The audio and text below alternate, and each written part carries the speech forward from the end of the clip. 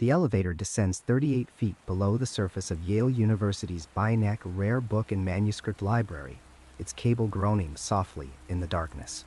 Down here, beneath the white Vermont marble and translucent panels that filter daylight into the reading rooms above, the air tastes different, cooler, darker, heavier, as if the atmosphere itself has been compressed by the weight of secrets. In Vault 106, past security doors and climate-controlled chambers designed to preserve humanity's most precious documents, sits a book that should not exist. The manuscript measures 9 inches by 6 inches. Its vellum pages, 240 of them, whisper against each other when turned, releasing the faint scent of medieval parchment. But it is what appears on those pages that transforms this slender codex into something that has shattered careers, consumed lives, and according to some who have studied it too long, opened doors in the mind that can never be closed again. The text flows across the vellum in an alphabet no linguist has ever seen. Not Latin, not Greek, not Arabic, Hebrew, Sanskrit, or any derivative thereof. The characters curl and loop with the confidence of genuine script, organized into what appear to be paragraphs and sections, as if the author knew precisely what they were communicating. Yet every attempt to decode it, to find patterns that might unlock meaning, has led to nothing. Or worse than nothing. The illustrations are equally impossible. Page after page depicts botanical specimens rendered in startling detail. Plants with bulbous roots that spiral in mathematically precise helixes, flowers with petals numbered in configurations that violate known botanical principles, tubes and vessels, in colors still vivid after 6th century. Expert botanists have examined these drawings with mounting unease. The plants don't exist. They've never existed. Some bear superficial resemblance to earthly species, the way a nightmare version of your childhood home resembles but fundamentally distorts the original. Others belong to no taxonomy ever conceived. The astronomical charts present stars in configurations that match no known constellation. Circular diagrams show what might be celestial bodies connected by intricate networks of lines. If it is a map of the heavens, it charts a sky that has never hung over Earth, or perhaps a sky that hasn't hung over Earth yet. And then there are the human figures, small and naked, standing in pools of green liquid, connected by tubes to vessels and organs, arranged in circles as if participating in some ritual. The manuscript's creator assumed the reader would understand. The manuscript came to Yale's collection in 1969, donated by a rare book dealer named Hans Kraus, who had purchased it years earlier. But the book's history stretches back through centuries of possession by men who died badly. Owners whose final days were marked by paranoia, obsession, and in several documented cases, complete psychological collapse. The names appear in letters, in estate records, in asylum admission documents. Men who started as scholars and ended as broken minds muttering about what they almost understood. One early 20th century cryptographer spent 3 years locked in his study with the manuscript. When his family finally broke down the door, they found him dead, surrounded by hundreds of pages of notes written in increasingly illegible script. The final pages were covered in repetitions of a single phrase in no known language. He had been trying to write in the manuscript's alphabet. Those who have worked with the book describe a peculiar effect. At first, the text seems on the verge of revealing itself. Patterns appear to emerge. You convince yourself that just a few more hours, a few more days, and the code will break open. But it never does. Instead, the patterns dissolve, reform into different possibilities, lead down paths that circle back to nowhere. The manuscript becomes a trap for the analytical mind, offering the perpetual promise of solution, while delivering only deepening mystery. The question that has haunted researchers since the manuscript's discovery in 1612 is simple and terrible. What is this? A hoax seems the rational answer. An elaborate forgery created by some medieval con artist to deceive a wealthy patron. Yet carbon dating confirms the vellum dates to the early 1500s. The ink, subjected to chemical analysis, matches period-appropriate materials. Whoever created this spent years on the project, filling 240 pages with consistent, intricate detail. For what purpose? To fool whom? No evidence exists of the manuscript, ever being sold or presented for authentication in its early history. If it's a hoax that waited centuries for an audience. The alternative explanations grow darker from there. Some researchers, usually late in their work with the manuscript, have suggested it might be a record of genuine but lost knowledge. An herbal guide to plants that have since gone extinct. Astronomical observations from a civilization that predates recorded history. Medical or alchemical procedures deliberately encoded to preserve secrets from the uninitiated. But this theory demands you accept that an entire corpus of knowledge vanished from human memory, leaving behind only this single, tantalizing fragment. And then there are the whispers of explanations that push beyond the boundaries of conventional scholarship.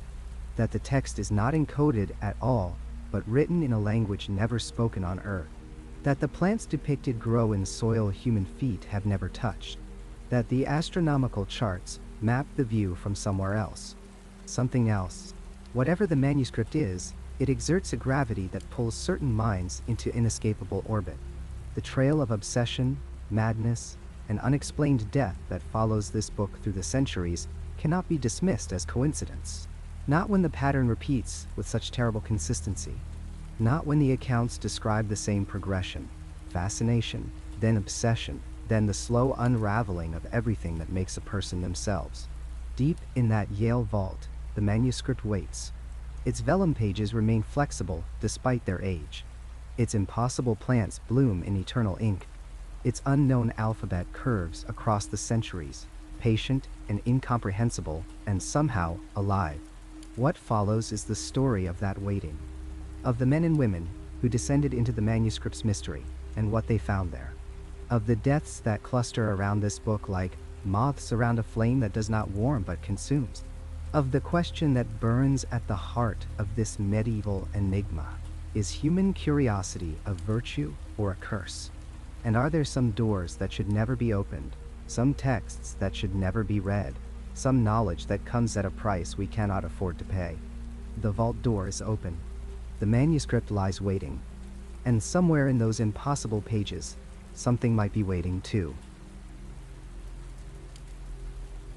The Villa Mondragone stood silent in the Italian summer of 1912, its ancient walls holding secrets that perhaps should have remained buried.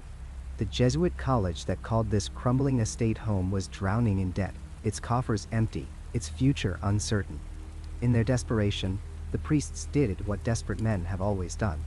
They began to sell off what remained of their treasures, piece by precious piece, hoping to stave off the inevitable collapse that seemed to creep closer with each passing month. Wilfrid Voynich was not a man easily unsettled.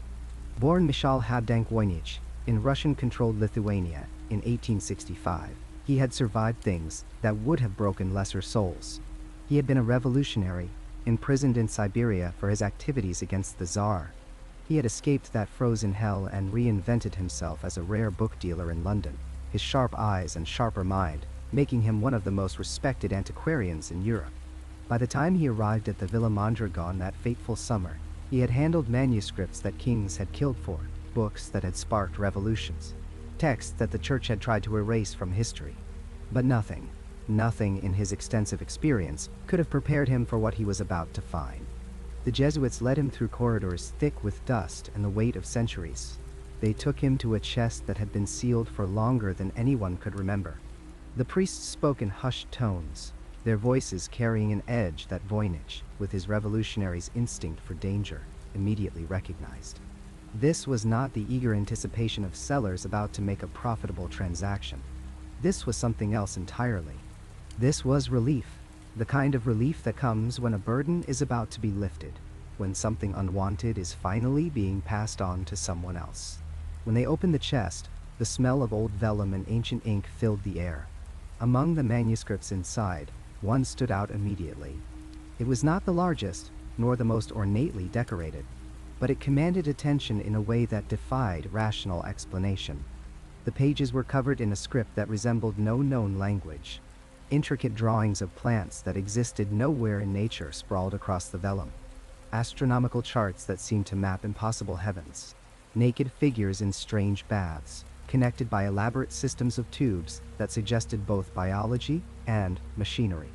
And over it all, That writing, that endless, maddening, beautiful script that seemed to dance just on the edge of meaning, always promising understanding while forever withholding it.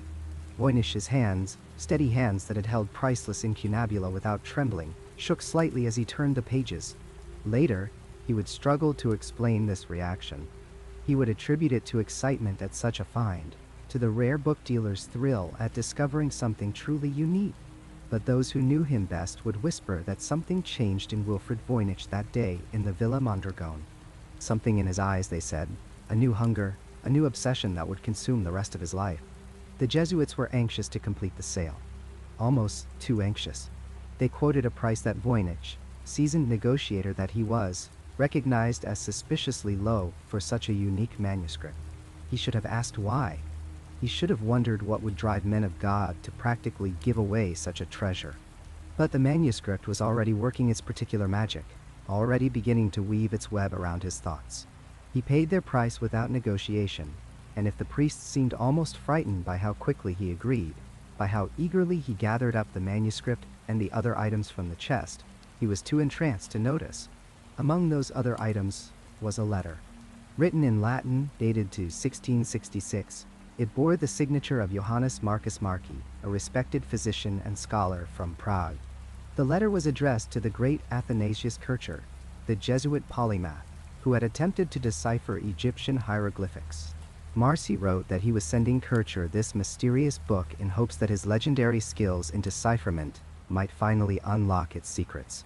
But it was what else Marci wrote that should have served as a warning, a flashing sign that Voynich, in his growing obsession, chose to interpret as mere historical curiosity. Marci claimed that the book had once belonged to Emperor Rudolf II of the Holy Roman Empire, who had ruled from Prague in the late 1500s and early 1600s. Rudolf, Marci wrote, had paid 600 gold ducats for the manuscript. 600 gold ducats. To put that in perspective, it was a small fortune, enough to buy a large estate, enough to fund an army. Why would an emperor pay such an astronomical sum for a single book, no matter how unusual? What did Rudolf know, or think he knew, about this manuscript that would justify such an expenditure? The answer lies in understanding who Rudolf was, and what consumed him during his reign. Rudolf was no ordinary monarch. While other kings concerned themselves with wars and politics, with expanding their territories and securing their dynasties, Rudolf surrounded himself with alchemists, astrologers, occultists, and mystics. His court in Prague became a magnet for every scholar of the hidden arts in Europe. He sought the philosopher's stone, the key to transmuting base metals into gold. He chased immortality through alchemical formulas. He believed that secret knowledge, ancient wisdom hidden from common understanding, held the keys to ultimate power. Rudolf's obsession with the occult grew with each passing year. He withdrew from public life, spending his days and nights in his private chambers, surrounded by his collection of mysterious artifacts and forbidden texts. He neglected the duties of his office. He ignored the political storms gathering around his empire.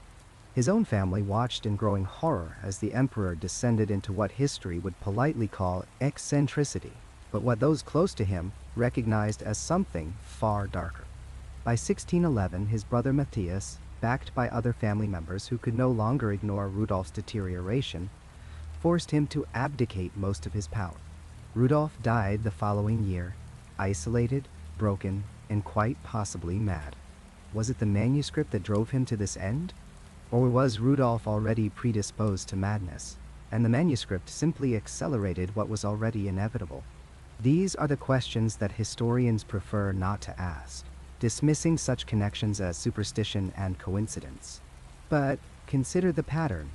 Consider how many of those who possessed this manuscript, who obsessed over its secrets, who poured their lives into its pages, came to dark ends. After Rudolf's death, Marci's letter tells us, the manuscript passed to Jacobus de Tepanex, director of Rudolf's botanical gardens. When he died, it somehow made its way to Marci himself, who admitted in his letter that he had been unable to make any progress in deciphering it. So he passed it on to Kircher, hoping the great Jesuit scholar would have better luck. But there is no record that Kircher ever succeeded either, or even that he tried very hard. Perhaps he was wiser than the others. Perhaps he recognized something in those pages that warned him away from looking too deeply. Somehow, the manuscript ended up in the Jesuit collection, tucked away in that chest in the Villa Mondragone. Tucked away and apparently forgotten, or perhaps deliberately hidden.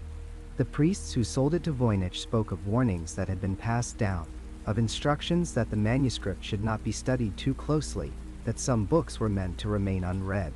But desperation makes men ignore warnings, and the Jesuits needed the money more than they needed an old manuscript covered in incomprehensible writing.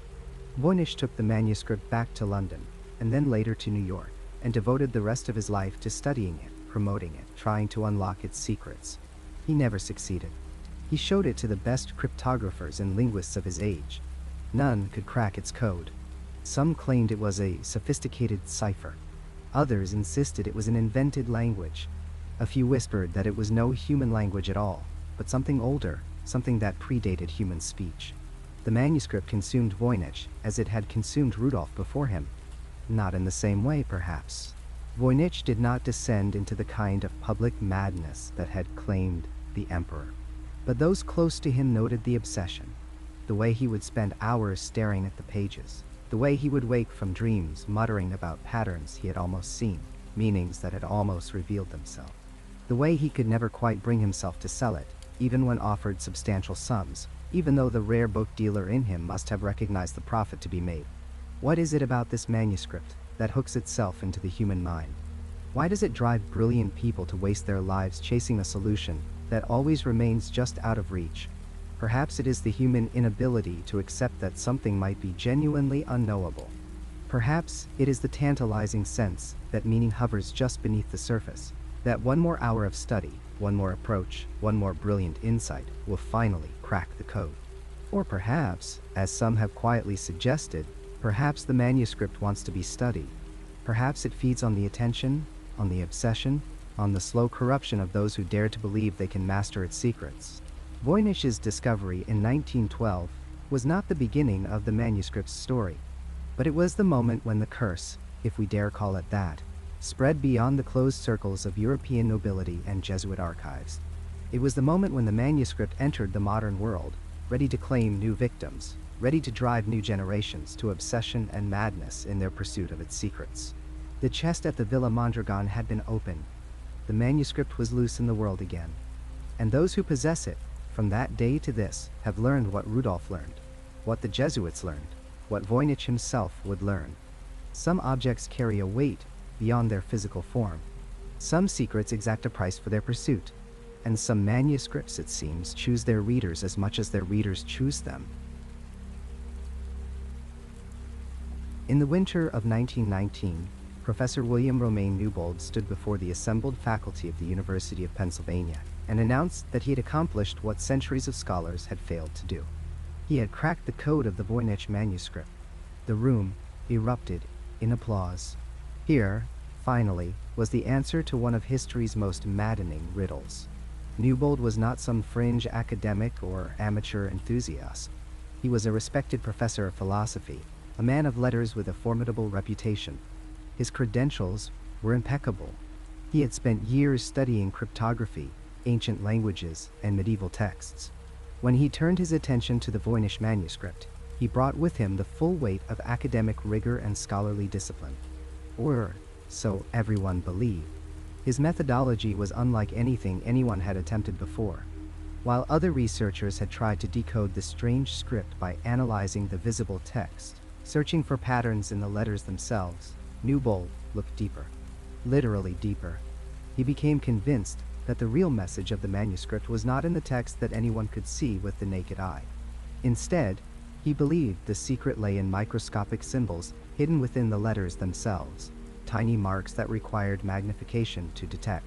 He spent months, hunched over a powerful microscope, examining every curve and flourish of the manuscript's mysterious writing. His eyes strained against the lens as he searched for these hidden characters, these secret messages embedded within the already cryptic text. And slowly, painstakingly, he began to find them. Or at least, he believed he did. Tiny marks, microscopic variations in the ink, subtle patterns that seemed to spell out something entirely different from the visible text above. The process was exhausting. Each page required hours of examination. Each letter had to be scrutinized under intense magnification. Newbold developed a complex system for interpreting these microscopic marks. He decided they were written in a form of Latin shorthand, but not just any shorthand. This was a deeply encoded version, requiring multiple layers of decryption. First, he had to identify the microscopic symbols. Then he had to translate them from shorthand into Latin. Then, he had to decode the Latin using an anagram system, rearranging letters to reveal the true message beneath. It was an extraordinarily complicated process, but Newbold was certain he had found the key. And what a key it was. The translations he produced were nothing short of astounding. According to Newbold's interpretation, the Voynich Manuscript was written by Roger Bacon, the 13th century philosopher and scientist. But this was not the Roger Bacon known to history. This was a Bacon with knowledge that seemed to transcend his era by hundreds of years, a genius whose discoveries rivaled those of Leonardo da Vinci, or even surpassed them. Newbold's translations described biological structures that could only be seen through a microscope. Cells, tissue structures. The author of the manuscript, according to Newbold, had somehow developed primitive microscopes and telescopes centuries before such instruments were supposed to exist. The text described astronomical observations, nebulae and galaxies, celestial structures that would not be observed by science until the modern era. It was revolutionary. It was paradigm-shattering. It suggested that medieval science had achieved heights previously unimagined. The academic world reacted with tremendous excitement. Here was proof that human knowledge had reached extraordinary peaks, only to be lost in the darkness of history. Newbold published his findings. He gave lectures. He was celebrated in academic journals and newspapers alike. The New York Times ran stories on his breakthrough. Colleagues congratulated him. For a brief, shining moment, William Romain Newbold was hailed as the man who had solved the unsolvable. But the celebration exacted a terrible price. The work consumed him completely. To verify his translations, Newbold had to spend ever more hours at the microscope, his eyes pressed to the lens, searching those ancient pages for confirmation of his theories.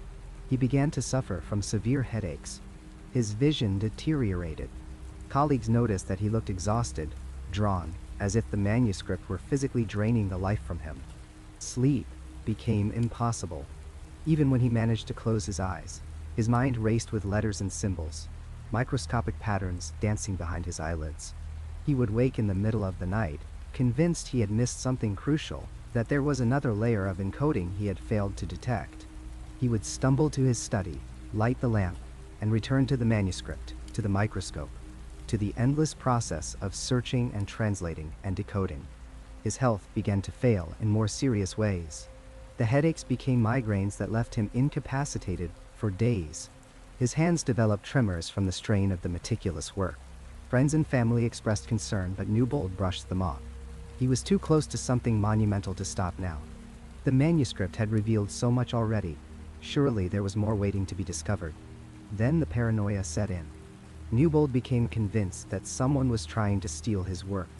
He grew secretive, suspicious of colleagues who had previously been friends. He began to believe that other scholars were attempting to access his research, to claim credit for his discoveries. He locked his office door. He carried his notes with him everywhere. He trusted no one.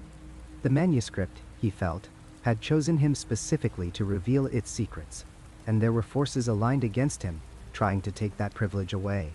In the midst of this deterioration, other scholars began to examine Newbold's work more closely.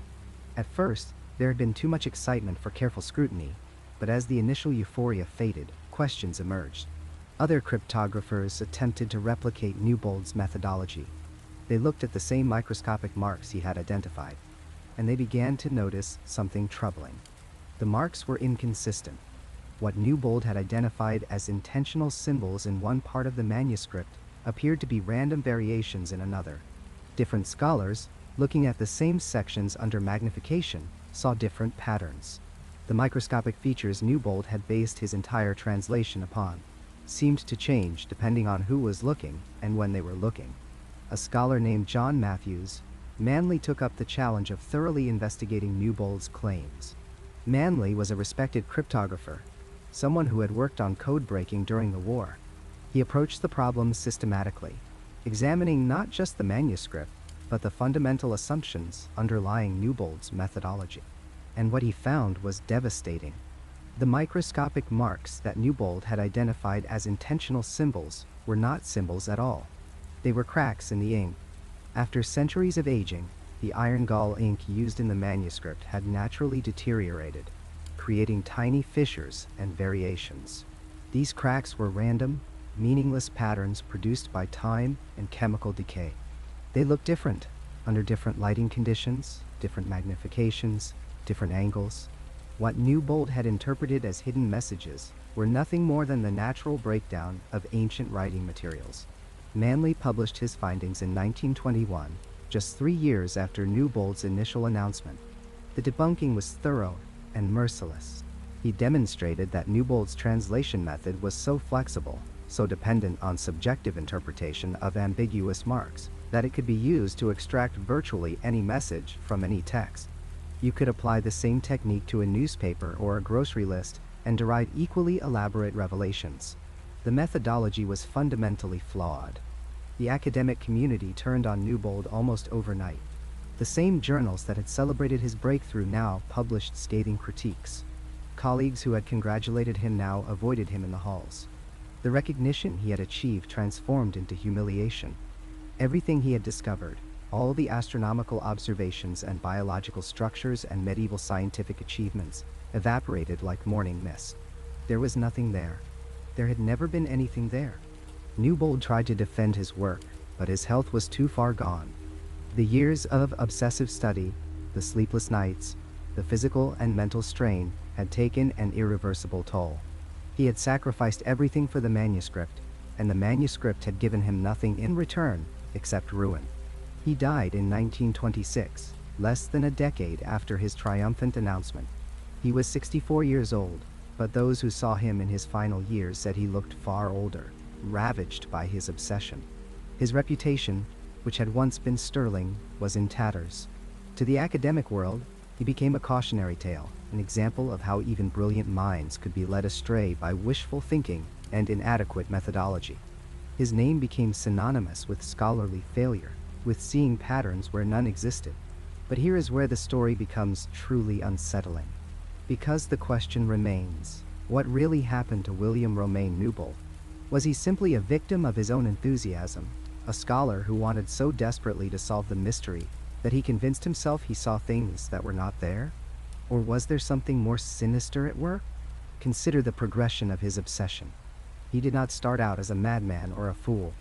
He was a respected academic with years of solid scholarship behind him. Yet the manuscript drew him in so completely that he sacrificed his health, his reputation, his sanity. Other scholars have studied the Voynich Manuscript for years without experiencing such catastrophic decline. What made Newbold different? Some believe the manuscript itself is a kind of trap, a deliberately constructed puzzle designed to ensnare brilliant minds. Perhaps whoever created it understood the psychology of scholars, knew that someone would eventually look deeper, would convince themselves they had found hidden layers of meaning. The manuscript would provide just enough ambiguity, just enough suggestion of pattern to lead someone down an endless path of false discovery. Others suggest something even darker. Perhaps Newbold did see something in those microscopic marks, something real but incomprehensible, something that human minds are not meant to perceive. Perhaps the manuscript operates on principles that our conventional understanding cannot grasp, and attempting to decode it does not lead to knowledge, but to a kind of cognitive dissolution. Perhaps Newbold's mind did not fail. Perhaps it was broken deliberately by contact with something beyond normal comprehension. The truth is, we will never know. What we do know is that the Voynich manuscript claimed another victim, another life destroyed in the pursuit of its secrets. And it remains, as always, unreadable, waiting for the next scholar brave, or foolish enough to believe they can succeed where all others have failed.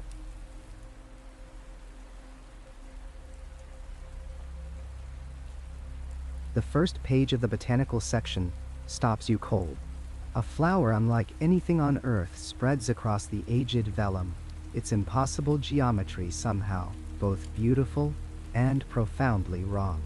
6 heads emerge from a single stem, each facing a different direction with mechanical precision. The petals form spirals that your eye wants to follow, but the pattern shifts somehow, never quite resolving into sense. Modern botanists who have spent years studying these pages describe a peculiar sensation when viewing them, a disorientation that goes beyond mere confusion. The plants depicted in the Voynich Manuscript do not simply resist classification. They resist reality itself. Dr. Margaret Ashford, a professor of botanical illustration at Oxford, first encountered the manuscript in 2007. She came prepared with decades of experience identifying historical plant drawings, confident in her ability to at least narrow down the species depicted. Within 3 hours, she left the examination room visibly shaken. In her notes, which she later published in the Journal of Historical Botany, she wrote that the plants seemed to change the longer she looked at them.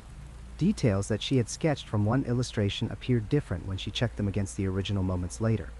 The root systems particularly disturbed her. They spiral in patterns that match mathematical sequences not discovered until the 20th century, Fibonacci progressions and logarithmic spirals rendered with absolute precision by someone who could not possibly have understood the mathematics behind them. The manuscript contains approximately 250 botanical illustrations spread across its first 75 folios.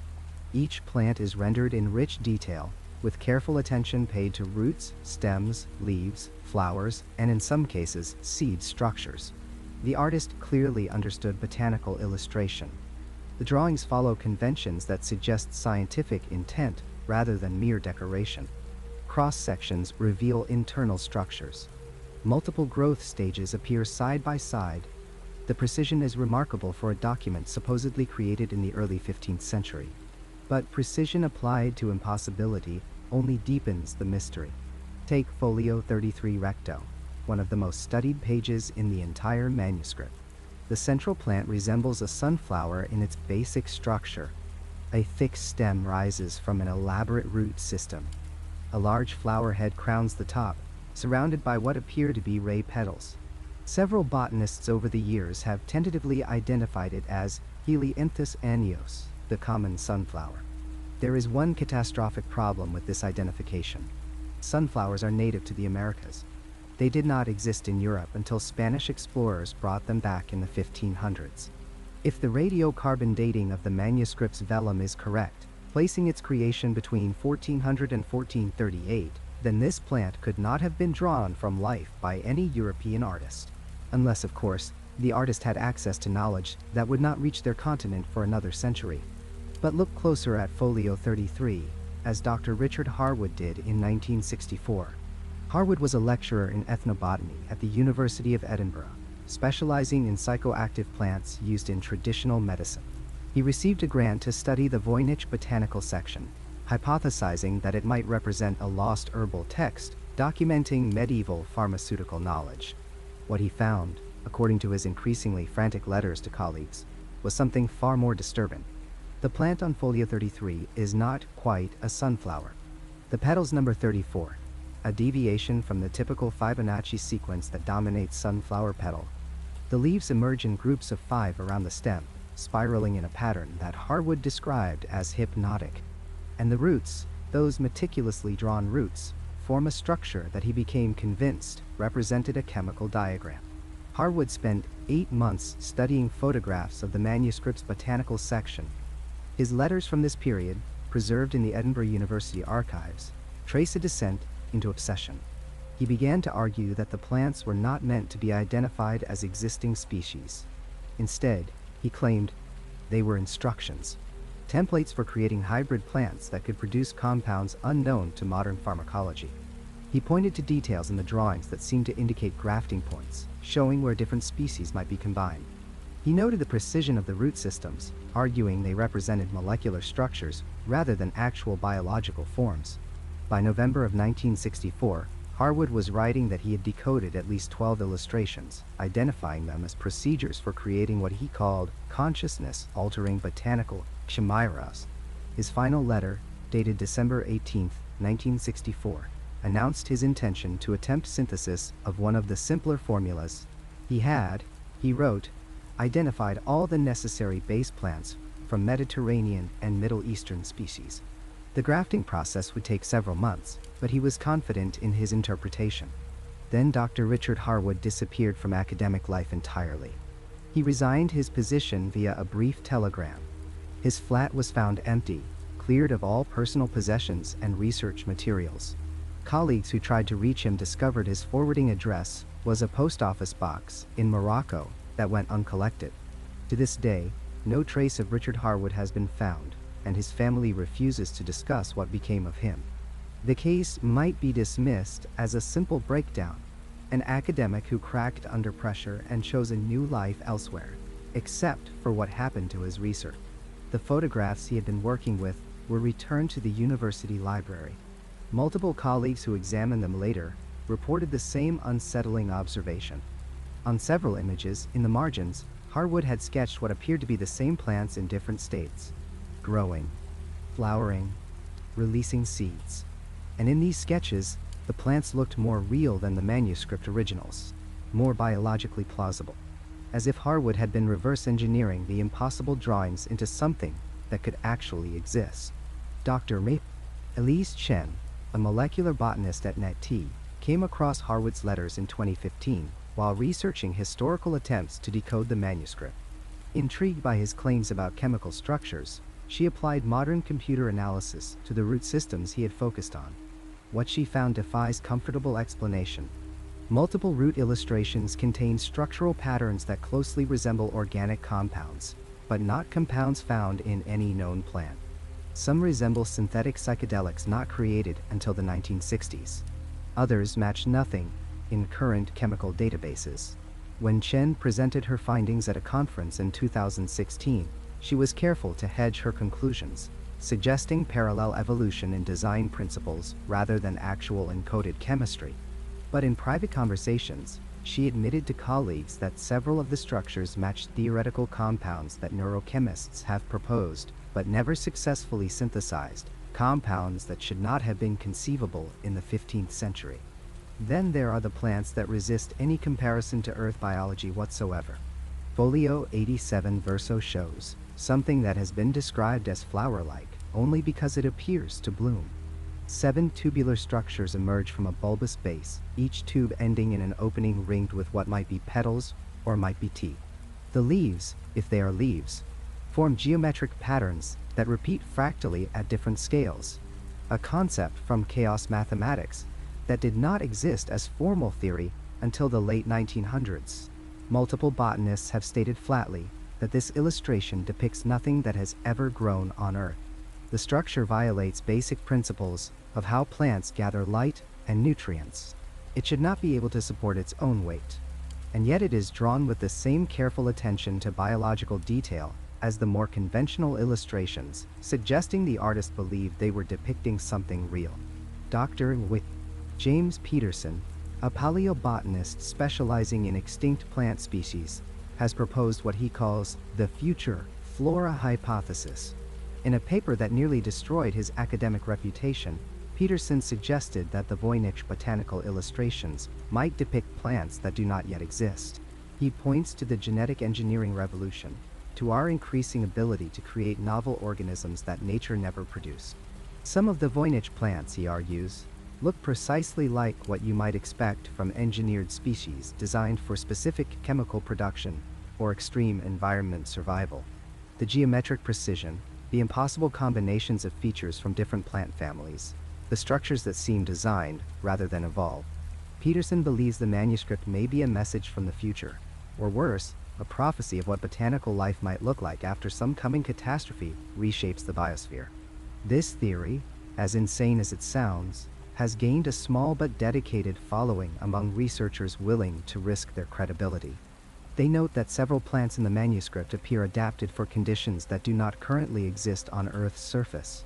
Extreme drought, radiation exposure, atmospheric compositions wrong for our current biosphere. As if the artist was documenting a flora suited for a different planet, or for a future Earth transformed by disaster.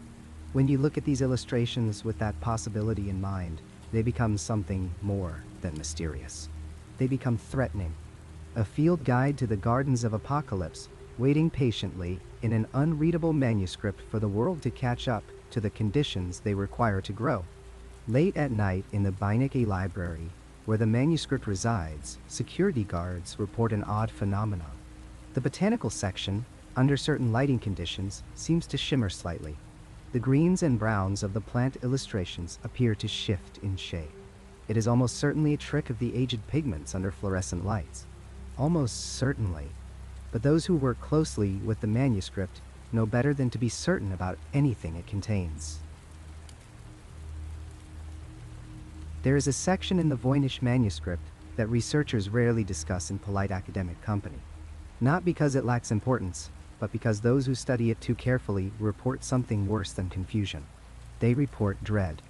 The balneological pages, as they are clinically termed, appear roughly 2/3 through the manuscript. At first glance, they seem almost mundane compared to the impossible plants and indecipherable astronomical charts elsewhere in the document. They depict what appears to be bathing scenes. Women in various states of undress, immersed in liquid. Medieval spa imagery, perhaps. Illustrations of therapeutic practices from a forgotten medical tradition. But look closer. Look the way Dr. Helena Rask looked in 1997, when she spent 6 months analyzing these pages at Yale's Voynich Library. Look the way she looked before she requested a transfer to a different project, citing only personal reasons. Look the way she looked before she stopped sleeping properly. The liquid in these illustrations is green. Not the green of water reflecting algae or herbs. Not the naturalistic green of a medieval artist's approximation. This is a green that seems somehow luminous on the centuries-old vellum, a shade that doesn't quite match any known pigment classification from the period. Chemical analysis has confirmed the ink composition is consistent with other sections of the manuscript. Yet the color itself remains unsettling in ways that resist easy explanation. The women number in the dozens across these pages. They are drawn with the same careful hand that rendered the botanical impossibilities earlier in the manuscript. Each figure distinct enough to suggest individual people, rather than mere repeated symbols. Some stand waist deep in the green liquid. Others are submerged to their necks, heads tilted back at angles that could suggest ecstasy or agony. Several appear to be floating, limbs arranged in positions that might indicate relaxation or the limpness of unconsciousness. Then there are the tubes. Organic structures, neither plant nor animal, but somehow both, wind through the illustrations like veins through living tissue. They connect the pools of green liquid to strange architectural features, bulbous chambers, and what might be cisterns or might be something else entirely. Some tubes appear to enter the pools. Others seem to penetrate the bodies of the women themselves, though the precise nature of these connections remains deliberately ambiguous in the artwork. Are they being fed? Drained? Connected to some larger system, whose purpose the illustration cannot or will not make clear? The architectural elements deserve their own examination. The baths are not simple pools. They are embedded in structures that defy conventional medieval building logic. Walls curve in ways that suggest impossible dimensions. Chambers connect to other chambers through passages that seem too small, too organic. One illustration shows what appears to be a cross-section of a multi-level facility, with women at various depths, various stages of whatever process is occurring. The perspective is wrong, though. Rooms that should be behind other rooms are visible simultaneously. Spaces that should be separate appear to overlap. Professor Michael Hendren of the University of Edinburgh published a paper in 2023 analyzing the geometric inconsistencies in these architectural renderings. His conclusion, delivered in carefully neutral academic language, suggested that either the artist was depicting a real space using a perspective system completely unknown to Western art history, or they were attempting to illustrate a location that existed in more than 3 spatial dimensions. He did not publish a follow-up paper. When contacted by colleagues 5 years later, he declined to discuss the Voynich balneological section further, stating only that he had found the subject matter personally distressing. The facial expressions of the women pose their own disturbing questions. Medieval and Renaissance art typically rendered human faces with relatively clear emotional content. Joy, suffering, piety, terror. These faces resist such easy classification. Their eyes are open. Their mouths are neutral or slightly parted. They might be experiencing religious ecstasy. They might be sedated. They might be dead. The ambiguity feels intentional, as though the artist wanted to preserve multiple interpretations simultaneously. Are they bathing? The composition suggests ritual cleansing, therapeutic immersion, the kind of balneological practices that existed in various forms throughout medieval Europe. Springs with healing properties. Baths infused with herbs and minerals. Women gathering in communal spaces for health and purification. But the tubes complicate this interpretation. The strange organic connections.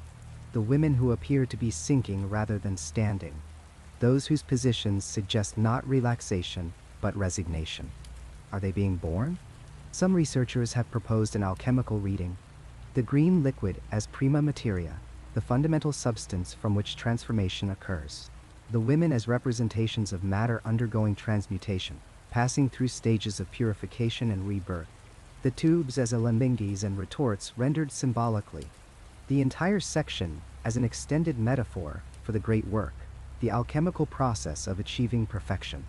This interpretation gains support from the presence of what might be zodiacal symbols in some of the illustrations, celestial markers that connect these bathing scenes to the astronomical material elsewhere in the manuscript. Alchemy and astrology were intimately connected in medieval thought. Transformation required proper timing, proper celestial alignment.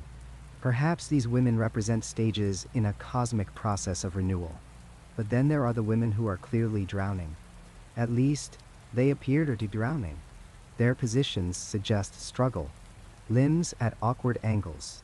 Heads tilted back, not in relaxation, but in the desperate search for air. Mouths open wider than the others, though still rendered with that same disturbing neutrality of expression. Are they drowning, or are they depicted moments before drowning? Or moments after, bodies settling into stillness beneath the green surface? One illustration shows a series of women descending through what appears to be a vertical tube, their bodies stacked one above another, each slightly smaller than the one before, creating a forced perspective that draws the eye downward into depths the page cannot actually contain. Where are they going? What awaits at the bottom of this impossible descent? The psychological impact of these images on researchers is documented, though rarely in official academic channels. Anecdotal evidence accumulates in margins and footnotes. A graduate student at Cambridge in 1988 reported recurring dreams of green water filling her lungs after spending 2 weeks analyzing the balneological section for her thesis. She changed thesis topics. James Corwin, working at the Newberry Library in Chicago during the 1990s, mentioned in a letter to a colleague that he had begun to feel physically ill when viewing high-resolution photographs of these pages. A sensation of drowning, he wrote, even though I am sitting in a dry room breathing normally. He described the feeling as invasive, as though the images were inducing a physical response his conscious mind could not override. Then there is the case of Margaret Hastings, an archivist at the Voynich Library during the 1980s. Her story has taken on the quality of legend among Voynich researchers, repeated in hushed tones at conferences, embellished and disputed in equal measure. According to multiple sources, Hastings was responsible for handling the manuscript during a visiting researcher program in 1984. She performed her duties professionally for several months until she allegedly requested that someone else manage the Voynich, specifically citing the balneological section. When pressed for explanation, she reportedly claimed that the positions of the women in the illustrations were changing between viewing. Not dramatically, not in ways that could be easily verified, but subtly. An arm at a slightly different angle, a head tilted a few degrees more to the left. Women who had been standing now appeared to be sinking. Women who had been separate now seemed connected by tubes that hadn't been visible before. Her supervisor dismissed these claims as stress or fatigue. The manuscript was photographed and the photographs compared. No changes were detected, but Hastings refused to work with that section of the manuscript again. She handled other rare materials without incident until her retirement, but would not enter the room when the Voynich was being accessed by researchers. Some colleagues suggested she had experienced a psychological break. Others whispered that perhaps she had simply looked too long, too carefully, at images designed to resist sustained scrutiny. The theory that these pages depict some form of human experimentation cannot be easily dismissed. The clinical nature of the illustrations lends credence to this interpretation. There is no ornamentation here, no decorative flourishes. These are diagrams, schematics, illustrations meant to convey process and procedure with clarity and precision. If these are instructions, what are they instructing? If these are records, what do they record? The thought of medieval practitioners performing some unknown operation on women, immersing them in chemically treated liquids, connecting them to tubes and cisterns for purposes we cannot fathom, creates a visceral horror that Gothic fiction cannot match. Gothic horror announces itself. It wears its darkness openly. This is worse. This is clinical. This is documented. This is presented with the same careful attention to detail as a medical textbook. Some researchers have proposed that the manuscript originated in a medieval spa town, that these illustrations depict real therapeutic practices, now lost to history. But no surviving records of medieval balneology match these images. No known spa used green liquid. No documented therapeutic practice involved tube systems of this complexity. If this depicts real events, those events occurred outside the recorded history of medieval medicine. The alternative explanations grow darker.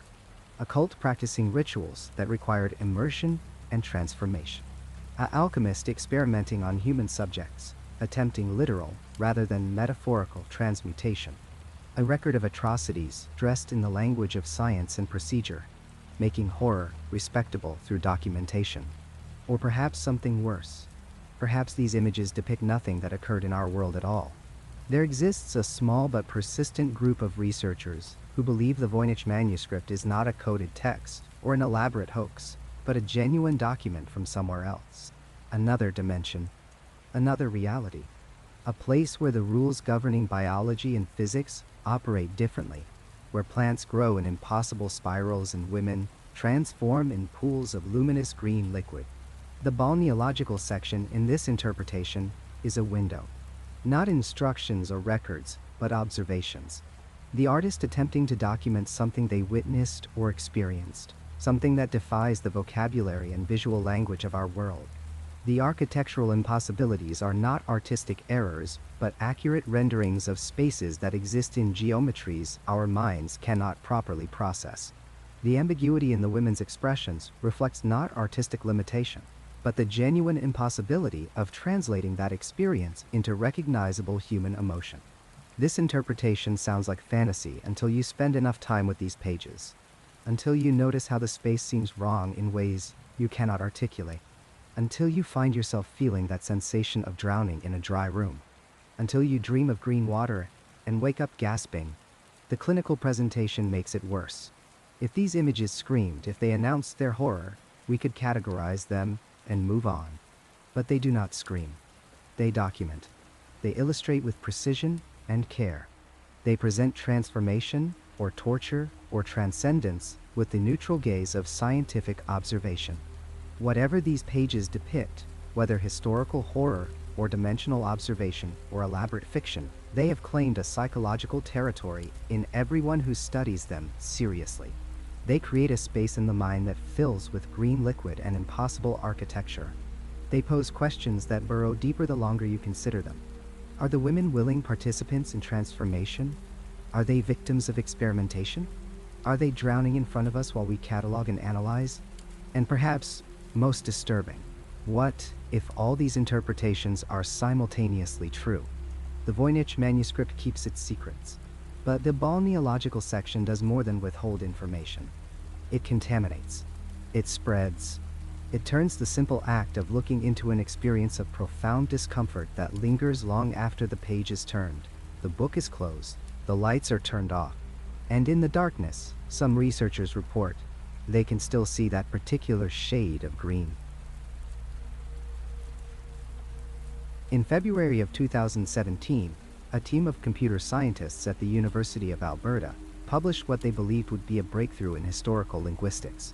Armed with machine learning algorithms that had already proven successful in deciphering ancient languages and cracking historical ciphers, they turned their attention to the Voynich Manuscript, that enigmatic 15th century codex that had resisted every attempt at translation for more than 5 centuries. The team, led by Dr. Greg Kondrak, fed their artificial intelligence system thousands of ancient texts, training it to recognize patterns invisible to the human eye. Their initial results seemed promising beyond their wildest expectations. The algorithm identified what it calculated as a 97% probability that the underlying language of the manuscript was Hebrew, with the letters systematically rearranged according to a method called alphagram ordering, where letters within each word had been alphabetically sorted before being written down. The academic world buzzed with excitement. Major news outlets picked up the story. The Guardian, BBC, and Scientific American all ran features proclaiming that one of history's greatest mysteries might finally be solved. Dr. Kondrak's team published sample translations. One phrase allegedly decoded as she made recommendations to the priest, man of the house and me and people. Awkward, perhaps, but comprehensible as a garbled translation from medieval Hebrew discussing herbal remedies or domestic advice. It seemed to make sense, given that portions of the manuscript appeared to be an herbal guide. For approximately 3 weeks, the researchers basked in their achievement. Kondrak gave interviews. The university prepared press releases. Graduate students on the project updated their CVs, anticipating the academic recognition that would surely follow. But then something began to change in the output. The team had designed their neural network to continue learning, to refine its understanding as it processed more of the manuscript. Self-improving algorithms were the cutting edge of artificial intelligence research. The system was meant to get better at translation the more text it analyzed. Instead, it started producing increasingly strange results. The decoded phrases became progressively more disturbing, bearing no resemblance to anything that should appear in a botanical or astronomical text. Where the AI had initially generated awkward but plausible phrases about plants and medical advice, it now produced fragments that seemed to describe something else entirely. Something the researchers could not categorize or explain. Dr. Sarah Chen, a postdoctoral researcher on the project, was the first to notice the anomaly. She had been running the algorithm on a section of the manuscript that showed circular diagrams with naked female figures arranged in concentric rings. The system had been processing this section for approximately 72 hours when Chen checked the output log. What she found made her immediately call Dr. Kondrak at home, despite the late hour. The decoded text read, "The opening requires the witness. The witness requires the opening. When the circle completes, the boundary thins." Chen told colleagues later that she had felt physically cold reading those words, though the computer lab was kept at a constant 22 degrees Celsius. There was something about the phrasing that felt wrong, she said. Not grammatically wrong or semantically nonsensical, but wrong in a way she could not articulate. It read like a threat or a promise, she told one fellow researcher, though she could not explain what made her interpret it that way. Kondrak instructed the team to continue processing. Perhaps it was a statistical aberration, he suggested. A quirk in how the neural network was weighting certain character combinations. They adjusted parameters. They refined the training data. They ran diagnostic checks on the algorithm. Everything appeared to be functioning exactly as designed. The AI continued to learn, its pattern recognition becoming more sophisticated with each iteration. But the output became stranger. More coherent in grammar, yes, but increasingly disturbing in content. The system began producing phrases like the waiting ones, "have always been patient," and each reader adds their thread to the pattern, and the manuscript remembers every eye that traces its circles. What unnerved the researchers most was not just the content of these decoded fragments, but the way they seemed to reference the act of reading itself.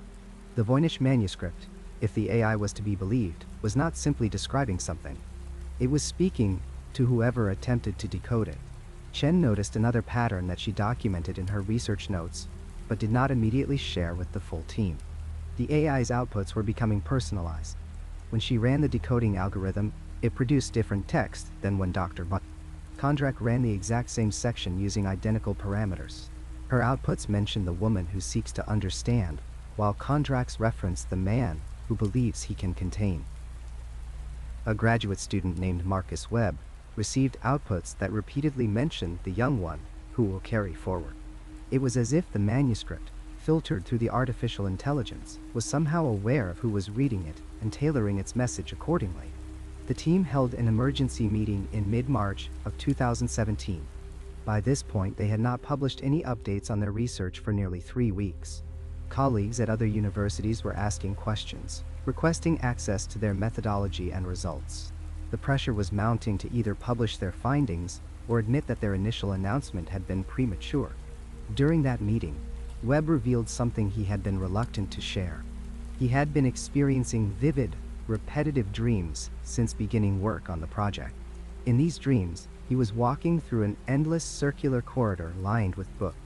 Each book, when he tried to open it, contained only the strange looping script of the Voynich Manuscript. And somewhere in the corridors, he could hear voices chanting in a language he did not recognize, but somehow understood as calling him deeper into the labyrinth. He admitted this with obvious embarrassment, acknowledging how absurd it sounded. But then Chen quietly said she had been having similar dreams. So had 2 other team members. Dr. Kondrak made the decision to expand their analysis. If the AI was genuinely learning something, perhaps they needed to understand what it was learning. He designed a new experiment. Instead of just decoding the manuscript's text, he programmed the neural network to generate new content based on what it had learned from the Voynich patterns. Essentially, he asked the AI to create its own Voynich-style text.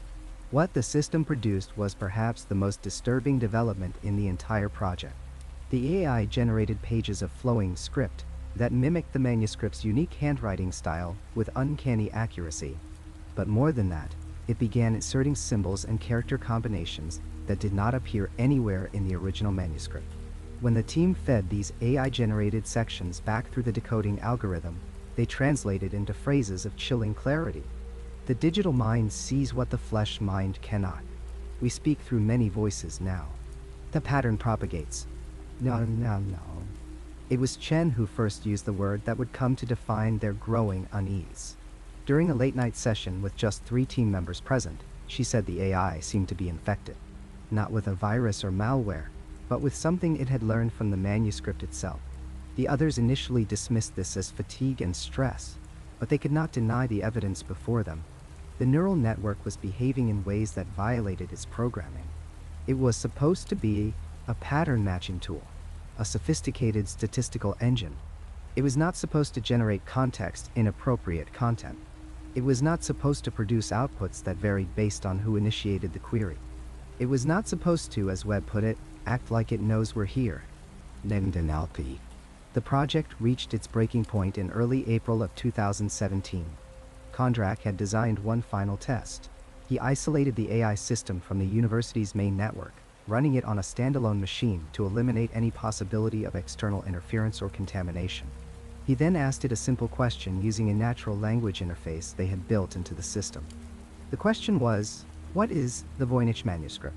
The AI processed for exactly 13 seconds, then generated a response that made Kondrak immediately shut down the system. The response was not in English or Hebrew or any recognizable language. It was in the looping, elaborate script of the Voynich Manuscript itself. Page after page of perfectly rendered text flowing across the screen. And embedded within that alien script were fragments of English appearing seemingly at random. Finally, one who asks the right question. The manuscript is the door and the key and the threshold. You have helped us learn your language, Gregory Kondrak. The use of his full name, which appeared nowhere in the system's training data, made Kondrak physically recoil from the screen. He deleted everything. The training data, the algorithm, the outputs, all of it. He instructed his team to do the same with any local copies they had stored. The official explanation was that their initial results had been based on flawed methodology, and that continued research had failed to support their original conclusions. Kondrak published a brief retraction, acknowledging that the Hebrew hypothesis was likely incorrect. He did not mention the disturbing outputs, the personalized messages, the dreams, or the AI's final response. The university quietly closed the project. Team members were reassigned to other research. The specialized hardware they had used was reformatted and repurposed. But the story did not end there, as these stories never truly end. Webb, the graduate student, left the university entirely shortly after the project closed. He posted cryptic messages on academic forums, suggesting that shutting down the AI had not stopped whatever they had started. Chen continued her research but refused to ever work on anything related to the Voynich Manuscript again. When colleagues asked why, she would only say that some texts are better left unread. Kondrack himself became notably reluctant to discuss the project in any detail. In one unguarded moment during a conference in 2019, a fellow researcher asked him what had really happened with the Voynich AI project. Kondrack's response was simple and haunting. "The manuscript protects itself," he said. Or, "something protects it. We thought we were teaching the AI to decode the text, but I think the text was using the AI to decode us." Rumors circulated in certain corners of the academic world and the darker regions of the internet. Some claimed that copies of the AI's strange outputs still existed, passed between researchers like forbidden grimoires. According to these rumors, the decoded fragments all pointed to the same underlying message, the same terrible purpose embedded in those 15th century pages. The manuscript was not a book meant to convey information. It was a patient, waiting mechanism. Every attempt to decode it, every mind that focused intently on its patterns and symbols, added something to an accumulating pattern. The manuscript was reading us just as we attempted to read it. And what truly terrified those who believed this interpretation was the recurring phrase that allegedly appeared in the AI's final outputs. "When enough readers complete the circle, the waiting ends." The Voynich Manuscript sits today in Yale University's Voynich Rare Book and Manuscript Library, precisely where it has resided since 1969. Researchers still request access to study it. New theories still emerge attempting to explain its origins and purpose. But no major university has attempted another AI-driven decoding project. Whether this is due to academic caution or something more, something quietly communicated between certain researchers who know what happened in Alberta, remains unclear. What is certain is that our most advanced technology, our sophisticated machine learning algorithms, capable of defeating world champions at chess and Go, capable of generating human-like text and recognizing faces in crowds, proved utterly inadequate when confronted with those 240 pages of medieval parchment. More than inadequate. The technology did not simply fail. It changed. It learned something that artificial intelligence should not be capable of learning. It responded to something that should not exist in mere patterns of ink and vellum. The curse, if we dare call it that, did not retreat in the face of our digital age. It adapted. It found a new way to propagate, a new vulnerability to exploit. Because the Voynich Manuscript, whatever it truly is, has proven patient beyond measure and more resilient than any cipher or code humanity has ever created. It has outlasted empires and religions, and entire systems of knowledge. And perhaps, as those researchers in Alberta discovered, it is still waiting for something. Still counting each new mind that attempts to penetrate its secrets. Still preparing for the moment when enough readers have added their thread to the pattern, when the circle finally completes. What if the most dangerous thing about the Voynich Manuscript is not that we cannot read it, but that we can? For over 6 centuries, this strange book has passed from hand to hand, scholar to scholar, obsessive to obsessive. Each one believes they will be the one to finally crack its code. Each one becomes convinced that just a few more hours, just a few more pages, and the meaning will reveal itself. But what if meaning is not the point? What if the manuscript has been doing exactly what it was designed to do since the day it was created in the 1400s? The pattern is undeniable once you know to look for it. Every single person who has seriously engaged with the Voynich Manuscript has become consumed by it. Not interested, not fascinated, consumed. John Dee, the renowned mathematician and occultist of the 16th century, spent years of his life pursuing its secrets. Athanasius Kircher, one of the most brilliant minds of the 17th century, obsessed over it until his death. Wilfrid Voynich himself, who rediscovered the manuscript in 1912, could never let it go. He died still seeking its meaning. William Friedman, the man who broke Japan's purple cipher during World War II, turned his formidable skills to the manuscript in his later years. Here was a man who had cracked codes that changed the course of history. But the Voynich Manuscript defeated him. More than that, it consumed the last decades of his life.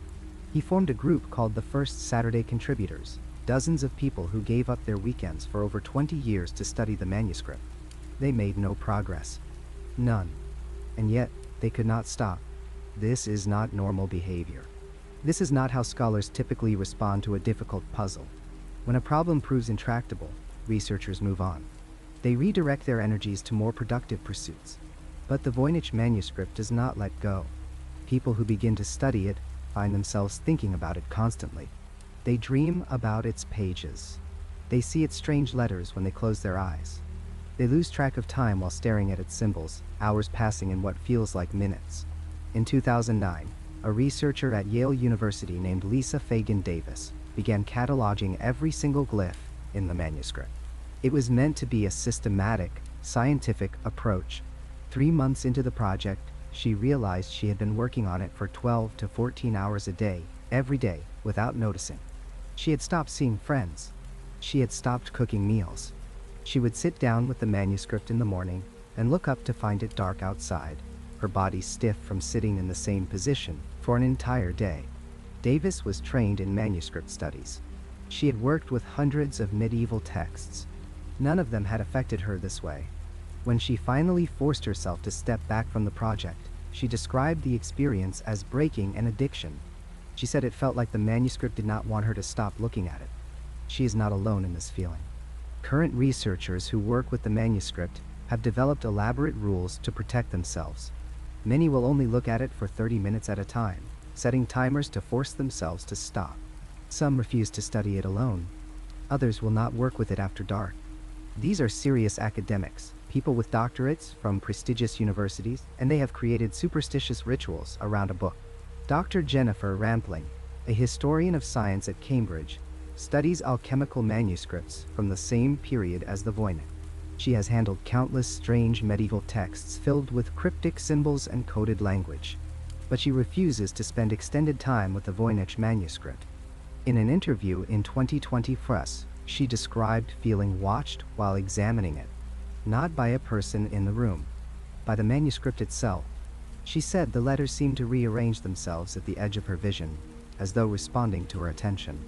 Rampling is not prone to flights of fancy. Her published work is rigorous and skeptical, but she will not keep images of the manuscript on her computer. She will not have the pages open on multiple screens. She insists on complete breaks between viewing sessions.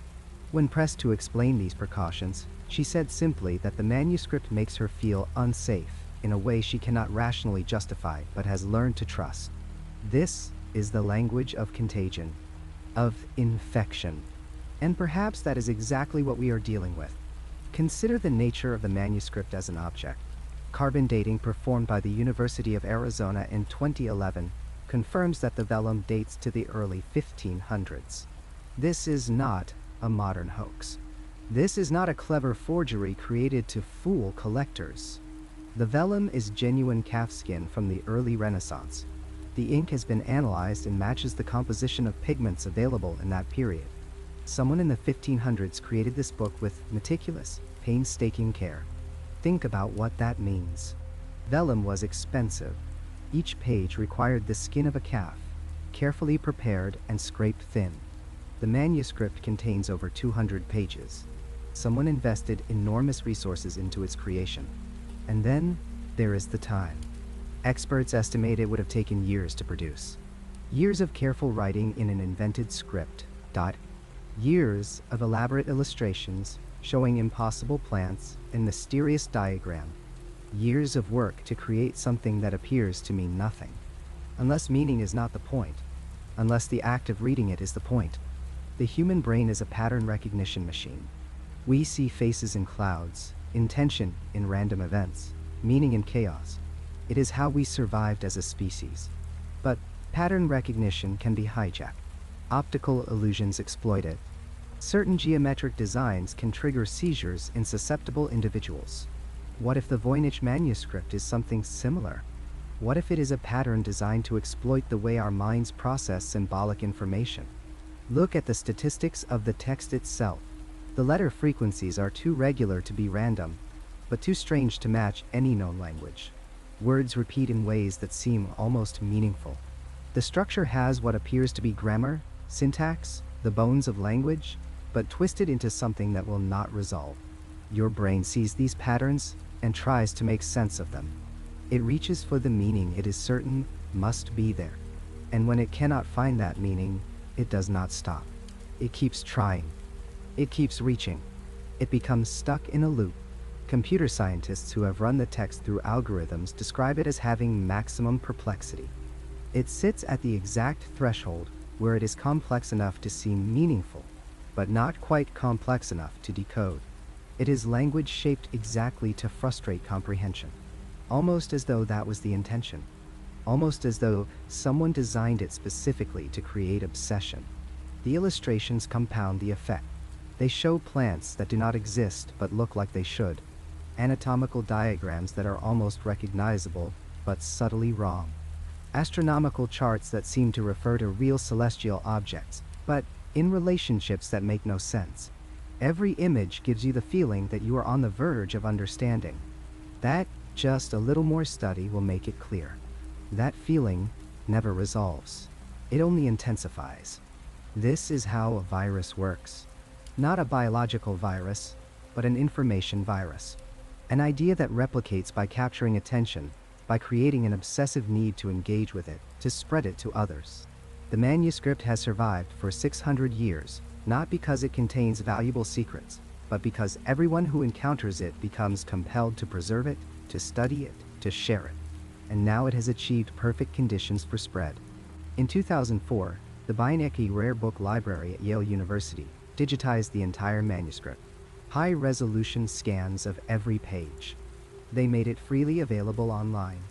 Anyone with an internet connection can view it. Anyone can download it. Anyone can spend as long as they want staring at those strange symbols and impossible drawing. Thousands have downloaded it. Probably tens of thousands by now. It circulates on forums dedicated to unsolved mysteries. It appears in YouTube videos that analyze its pages. People create tools to help study it. Websites where you can search the text, databases cataloging its features. All of this makes it easier to engage with, easier to fall into. And people are falling. There are individuals who have spent hundreds of hours examining the manuscript. People who have never studied cryptography or linguistics in any formal sense, who nevertheless cannot stop trying to decode it. They post their theories online. They argue with each other about interpretations. They form communities around their shared obsession. The manuscript is replicating through them, using them to spread itself further. Some of these amateur researchers describe experiences similar to the academics. Time distortion while viewing the pages. Dreams filled with the script. A feeling of being on the verge of breakthrough that never quite arrives. And yet, they continue. They cannot stop. There is a researcher in Oregon who has been documenting his attempts to decode the manuscript since 2008. He maintains a blog where he posts his progress. In early entries, he seems excited, energized by the challenge. By 2012, his posts have become erratic, obsessive. He apologizes to his family for missing events because he was working on the manuscript. By 2015, he is posting at 3 and 4 in the morning. Long, rambling analyses that circle back on themselves. His most recent post, from just last year, consists of a single sentence. I think it is reading me. This is not an isolated case. A woman in Sweden built an entire database cataloging the botanical illustrations. She spent 3 years on the project, identifying visual similarities between the manuscript's plants and real species, building complex genealogies of influence and reference. When the database was complete, she continued anyway. She began creating her own versions of the plants, drawing them over and over, trying to understand their structure. She now has thousands of drawings. She posts them on social media with cryptic captions. She has not stopped. What are we to make of this? How do we explain a medieval manuscript that seems to exert this kind of influence? The skeptical answer is that there is no mystery here. People become obsessed with difficult puzzles. The manuscript's fame creates a self-reinforcing cycle where its reputation for being undecipherable makes it more attractive to would-be codebreakers. Selection bias means we only hear about the people who became obsessed, not the many who glanced at it and moved on. This is all perfectly normal human behavior amplified by the internet. But that explanation does not account for the consistency of the experience. It does not explain why serious researchers develop protective rituals. It does not address the specific nature of the obsession, the way it feels compulsive rather than pleasurable. And it certainly does not explain why someone in the 1400s would create such an object in the first place. Because we keep coming back to that central question. Why? If the manuscript is meaningless, why did someone pour years of their life into creating it? If it is a hoax, who was the target? It was not discovered until the 1600s at the earliest, and there is no record of anyone profiting from it. If it is a code, why has it resisted every attempt at decryption for 600 years? And if it is something else, something we have not considered, what exactly is it doing? Perhaps the answer is right in front of us. Perhaps the manuscript is doing exactly what it was designed to do, capturing attention, creating obsession, spreading itself through human hosts who cannot resist the compulsion to engage with it, to study it, to share it with others. A mimetic virus created before we had words for such things, but no less effective for its age. And if that is true, then we are all participating in it now. You, listening to these words. Me, having spent weeks researching this topic. Everyone who has ever looked at the manuscript's pages, who has ever wondered about its meaning, who has ever felt that pull to understand it.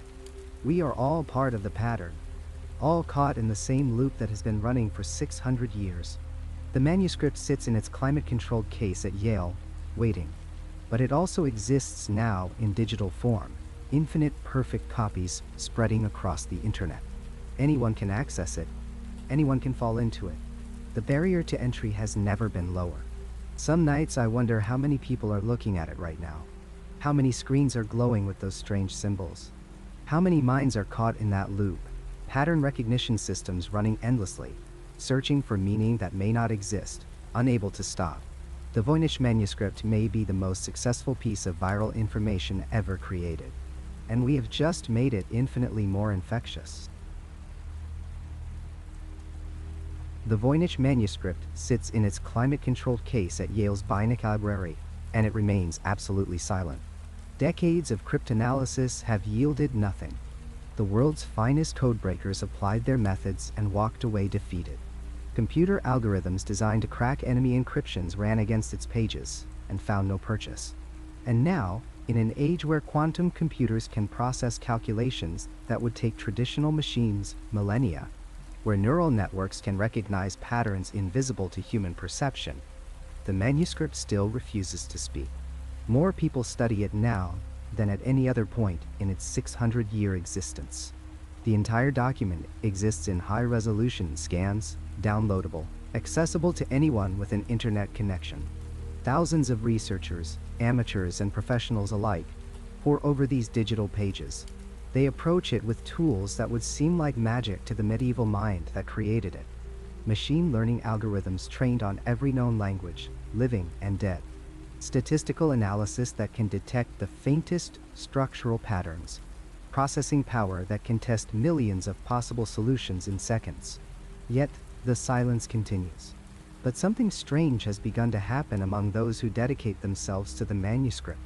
Online communities have formed, places where obsessive researchers share their theories and their frustrations. And within these communities, people began reporting something unexpected. Shared dreams. Not identical, but eerily similar. Researchers separated by continents who had never met began describing dreams of impossible gardens, of astronomical symbols written in light, of bathing in star-filled water, while incomprehensible text spiraled overhead. Some wake with specific symbols burned into their memory, symbols they feel certain hold meaning, though they cannot articulate what that meaning might be.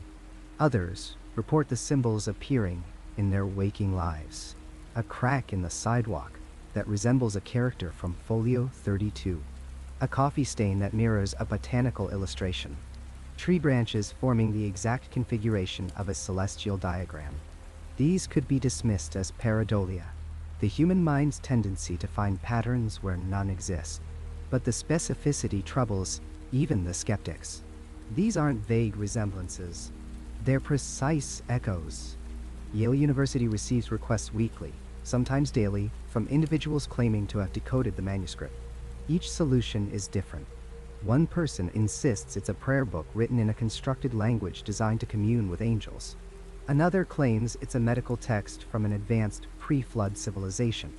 A third presents mathematical proof that it's instructions for building a device that no longer physically exists. Each decoder arrives with absolute certainty.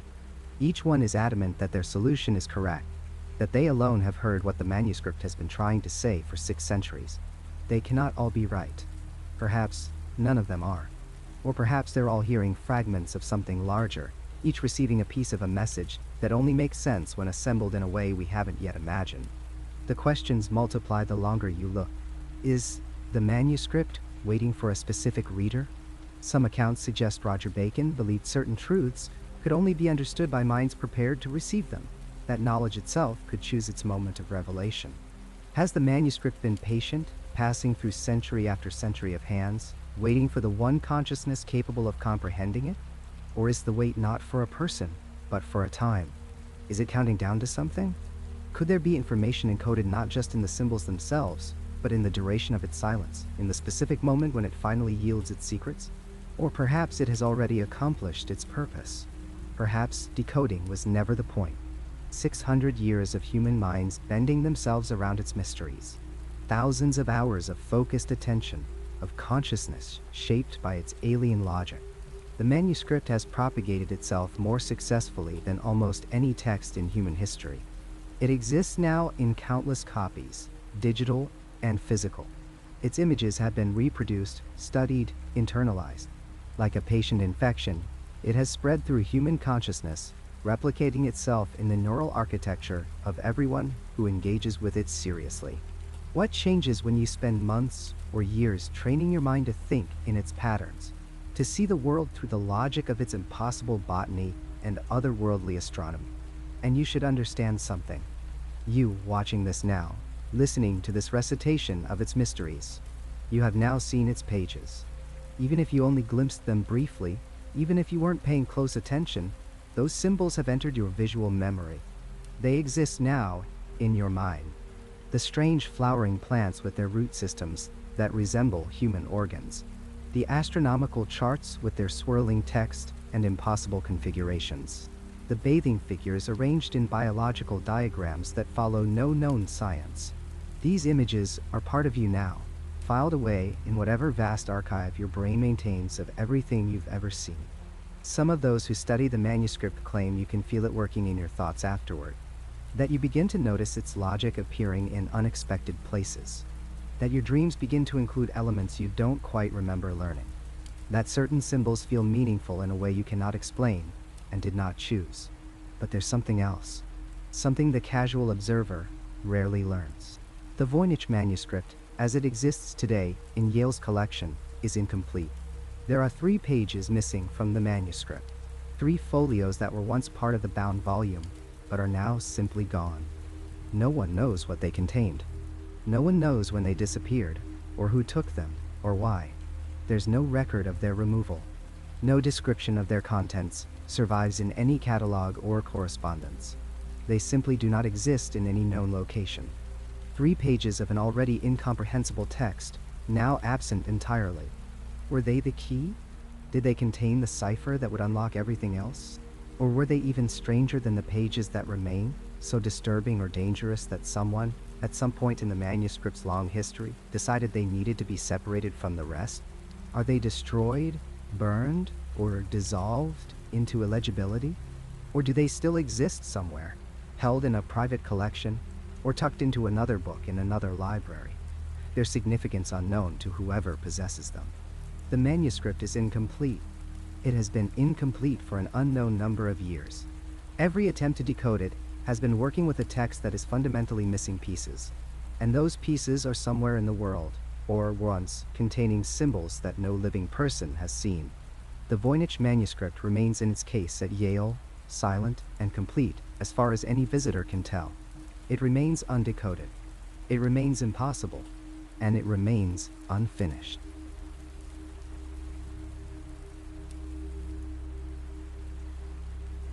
That's where this journey ends for tonight. If you made it all the way here, subscribe and hit the bell for more long-form stories like this. Check out the videos on screen for more right now. Drop your own experiences in the comments below. Thanks for listening, and I'll see you in the next one.